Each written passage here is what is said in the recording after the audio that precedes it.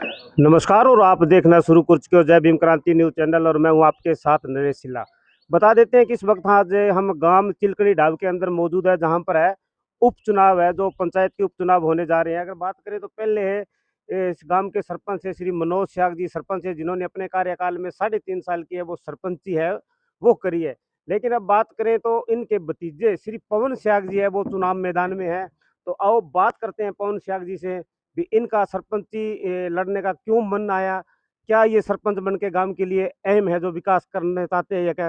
हाँ जी पवन जी, पहले तो आपको बहुत बहुत बधाई हो जो आप चुनाव लड़ रहे हो। आपका यहाँ पर आने के लिए बहुत बहुत धन्यवाद।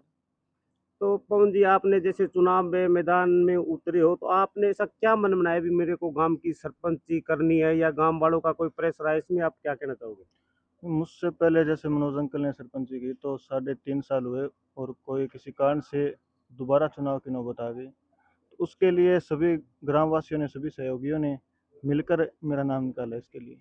अच्छा, आपका सभी ग्रामवासियों का सहयोग रहा भी आपको आकर उन्होंने फोकस किया भी आप चुनाव लड़ो। बिल्कुल बिल्कुल। तो आप अगर तो इस गांव के अगर सरपंच बन जाते हो तो आप इस गांव के लिए आगे क्या ऐसा विकास कार्य कर पाओगे, क्या इसमें आपकी क्या राय है।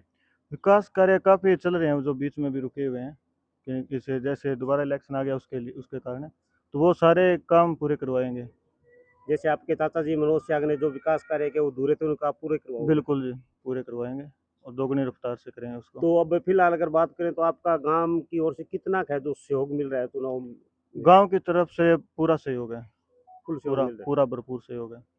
तो ये थे हमारे साथ पवन श्याग जी। इनका एक ही कहना है भी मेरे चाचा जी मनोज हो सरपंच थे, जो इनका अधूरा कार्य रह गया उनको मैं पूरा करवाने का है वो काम करूंगा। तो अभी हमारे साथ मनोज जी भी जुड़ेंगे, उनसे भी बात करेंगे। हाँ जी सरपंच साहब, जो मतलब आपके भतीजे हैं वो चुनाव लड़ रहे हैं, आपने भी 3.5 साल है जो गांव की सेवा करी है, इस पर आप क्या कहना चाहोगे। नहीं जी, जो भी किसी कारणवश से अभी हमें दोबारा चुनाव के अंदर जाना पड़ रहा है, इसके अंदर बहुत से हमारे काम थे जो अधूरे रह गए हैं, उसको भरपूर पूरे जोर शोर से दुगनी रफ्तार से वो काम पूरा करने का काम करेंगे। जैसे गांव की एक मेन गली है, वो शायद 10 दिनों में पूरी हो जाती, चलो बीच में ये चीज़ें हो गई।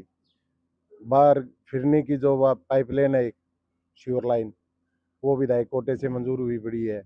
और बहुत से काम है गांव के अंदर, जैसे एक पार्क का निर्माण होना है भूमता सिद्ध मंदिर के आगे, एक बड़ा शेड लगाना है, इस तरह के बहुत से काम है। तो सरपंच साहब बात करें तो आपने 3.5 साल है इस गांव की सेवा करी है, क्या आगे मतलब आपको ऐसा कोई गांव पर विश्वास है जो गांव आपको फिर आप पर विश्वास करेगा, ऐसा कुछ आपको लगता है। भरपूर। गांव वाले तो ठोक के कह रहे हैं भी हमने तो 5 साल के लिए सरपंच बनाया था। अभी भी जो ऐसी बिरादरी है सारी की सारी हमारा परिवार है, हमेशा से हमारे पीढ़ियों से परिवार है, और सर्व समाज हमारा परिवार है। कोई भी हो गांव के अंदर, गोरछिया परिवार हो, तल्ड हो, कुकना हो, नाई हो, सुतार समाज हो, चाहे ऐसी बिरादरी हो, सारा हमेशा से हमारे को उन्होंने परिवार माना है, हमने भी पीढ़ियों से उनको परिवार माना है। तो सारा का सारा सर्व समाज हमारे साथ है। तो अगर बात करें तो अगर आपके भतीजे पवन श्याग जी है वो चुनाव मैदान में है, अगर गांव इन पर पूरा पूरा अगर विश्वास जिताता है जैसे आप पर विश्वास जिताया, तो फिर आप गांव के लिए क्या है वो कर पाओगे। बहुत सी चीज़ें हैं जी हमारे गांव में। कुछ ये चीज़ है भी, जैसे अब पास के गांव है, जैसे उनमें पंचायत फंड की अगर बात करें तो 25-25, 30-30 लाख रुपए हैं, हमारे गांव में ना के बरोबर है।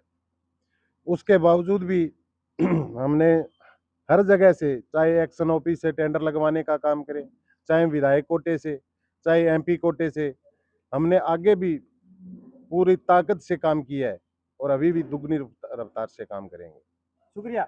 ये थे मनोज श्याग जी, इन्होंने कहा भी जैसे हमने आगे गांव का विकास किया उसी हिसाब से है, जो अगर गांव हमारे पर विश्वास जाता है तो विकास की है जो गति और तेज होगी। फिर हम पवन जी से फिर बात करेंगे।